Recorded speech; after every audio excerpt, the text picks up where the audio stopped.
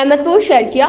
خواجہ محبوب الحسن امن کمیٹی کے معاملے پر امام بارگاہ کے متولی سید محمود شاہ کا اہم بیان سامنے آیا ہے۔ انہوں نے اس معاملے کو نہایت حساس اور قرار دیتے ہوئے کہا کہ جلوسوں کے انتظامات اور امن و امان کی پیش نظر باہمی مشاورت انتہائی ضروری ہے، جبکہ اس حوالے سے رضا حسینی کا کردار بھی اہم سمجھا جا رہا ہے۔ السلام علیکم، میں سید محمود الحسن بخاری، لائسنس دار، مرکزی جلوس 10 محرم الحرام، آستانہ بوہڑ والا، احمدپور شرقیہ۔ یہ بیان دیتا ہوں کہ سید خواجہ محبوب الحسن ہم تمام لائسنس داران احمدپور شرقیہ کے متفقہ لیڈر اور سربراہ ہیں، اور ہم لائسنس داران اور اہل تشریح کے مسائل اعلیٰ حکام تک پہنچانے کا ذریعہ ہیں، جو کہ ڈسٹرکٹ امن کمیٹی کے ممبر بھی تھے۔